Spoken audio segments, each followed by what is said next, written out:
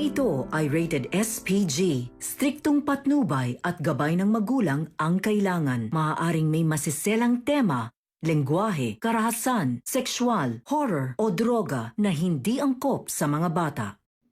Sa daming problema na dumating kay Zoe at Carlos, hindi na nila alam kung ano ang uunahin.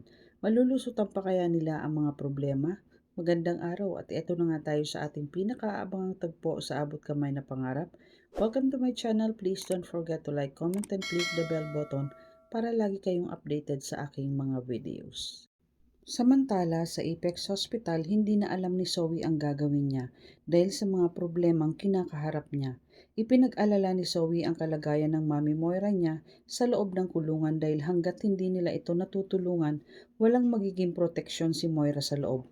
Pera ang kailangan niya para maproteksyonan siya ang sarili niya at walang ibang makakatulong kundi si Carlos lang. Si Carlos na lang ang pag-asa niya pero hindi siya nito napagbigyan na tulungan o mapuntahan ang mami niya sa kulungan dahil sa may pinoproblema din si Carlos, ang isang bisitang hindi niya inaasahan. Kaya napaiyak na lang si Zoe. Litong-lito na ang isipan niya kung paano niya matutulungan ang mami niya sa loob ng kulungan. Pagbalik niya sa loob, nasa lubong niya ang tita Giselle niya sa hallway. Binati siya ni Giselle. Bakit parang may problema ka? Binisita mo na ba ang mami mo sa kulungan? Anong nangyari? Galit na tinanong ni Zoe si Giselle kung bakit kailangan parusahan ang mami niya. Ano pa ba ang gusto mo? Nakakulong na siya, di ba? Dapat bang ipabugbog mo pa siya sa mga tao sa loob? Sabi ni Giselle na hindi ko naman pinapapatay ang nanay mo. Pero sa kasamaang palad, dapat niyang pagdaanan ang klase ng paghihirap sa loob gaya ng ginawa niyang pagpapahirap kay Papa. Sa laki ng mga kasalanan niya, dapat niya lang pagbayaran yan. Nararapat lang sa kanya yon dahil kung tutuusin, kulang pa Zoe ang mga parusa na nararanasan ni Moira sa loob ng kulungan. At hindi ako titigil na parusahan ang mami mo dahil dapat putulin na ang sungay ng nanay mo. Dapat lang siya na magdusa sa loob ng kulungan. Hindi naman nakaimik si Zoe at iniwan na siya ni Giselle. Nahihirapan na si Zoe sa pag-iisip kung paano niya matutulungan ang mami niya, kaya wala siyang choice kundi ang puntahan niya ito sa kulungan. Sa kabilang dako naman sa loob ng kulungan kung saan nagkaroon ng laban ng Moira versus Madam Lotus. Lumaban din si Moira pero hindi siya tinigilan ng Lotus Gang. Pinagtulungan siya ng mga ito at sinabihan si Moira na dapat lang yan sa'yo dahil masama ang ugali mo sa labas. Habang si Moira naman ay gumapang na lang para hindi siya makuyog ng Lotus Gang. Nakita niya ang isang nakausling bakal sa ilalim ng silya at kinuha niya ito. Ito ang gagawin niyang panglaban sa kanila. Pagkakuha niya yan nito, itinutok ni Moira ito sa kanila at tumayo, sabay sumigaw na, "Ano, ilabas niyo ngayon ang tapang niyo." Umatras naman ang Lotus Gang dahil sa hawak ni Moira na patalim. Galit na hinarap niya ang Lotus Gang at sinabihan niya si Mildred na baka gusto mong ipasok ko to sa lalamunan mo. Subukan mong lumapit sa akin. Ipakita niyo ang tapang niyo ngayon. Akala niyo hindi ako lalaban sa inyo. Huwag niyo akong subukan ngayon dahil hindi ako magpapatalo sa inyo. Nakamasid lang ang Lotus Gang kay Moira nang biglang nilapitan siya ni Mildred at sinabihan niya, "Sige nga, kung talagang matapang ka, sige, ituloy mo. Itusok mo sa lalamunan ko. Di ba sabi mo matapang ka?" At maya-maya dumating si Warden at nakita niyang may hawak si Moira na patalim. Sabi ni Mildred na gusto niya akong patayin, Warden. Hayan, hawak niya ang patalim. Nakita ni Warden ang hawak ni Moira kaya kinuha niya ito. Sinabihan ni Warden si Moira na ikaw na naman tanyag. Ano ba ang sabi ko sa'yo? Di ba pag may ginawa kang mali, ibabartulina na kita. Kaya ngayon, dun ka matutulog. Nagmakaawa naman si Moira kay Warden na huwag siya nitong ilagay sa Bartolina. Pero hindi siya pinakinggan ni Warden at dinala na si Moira habang ang Lotus Gang ay tuwang-tuwa dahil sa Bartolina siya matutulog. At maiyak-iyak na lang si Moira. Sinabihan siya ni Mildred na yan ang napapala ng masyadong matapang. Samantala, sa bahay ni Doc Carlos, hindi na niya alam kung paano niya patitigilin si Irene sa kakakwento tungkol sa dati niyang asawa.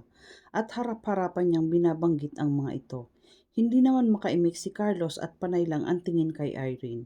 Talagang sinasadya ni Irene na iparinig ito sa kanya para malaman niya nagkamali siya ng ginawang pagpapakasal kay Lynette dahil siya pa din ang legal na asawa ni Carlos.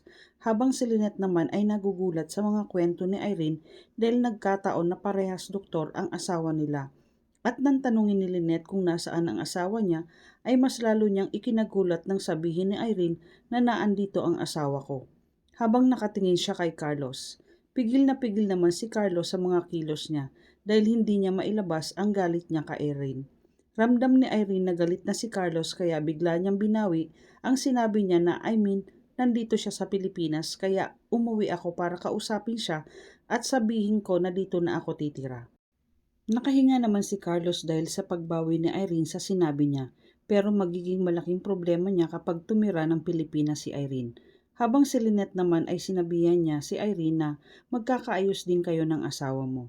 Sabi naman ni Irene na sana nga.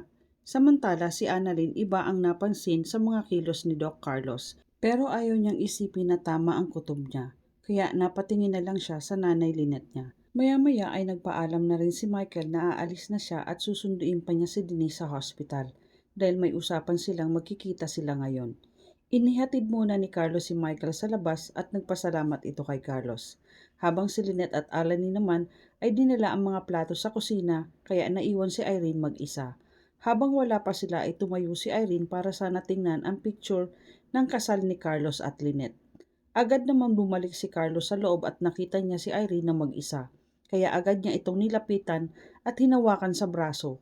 Tinanong ni Carlos si Irene, ano ba ang gusto mong mangyari? Bakit ka na andito?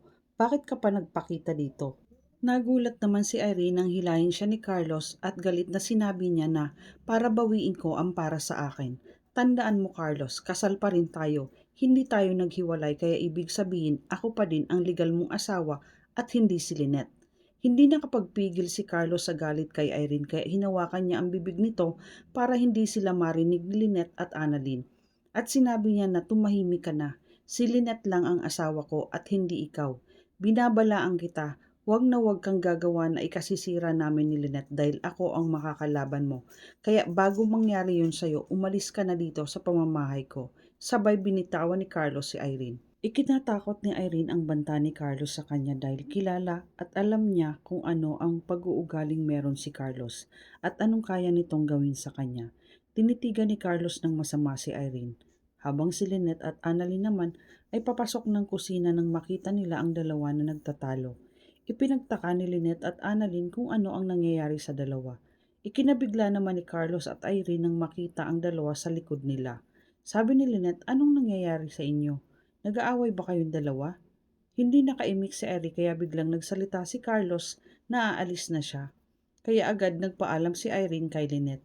Inihatid naman ni Annalyn si Irene sa labas at nagpasalamat si Irene kay Annalyn at umalis na ito. Sa loob, tinanong ni Lynette si Carlos kung anong nangyari kay Irene.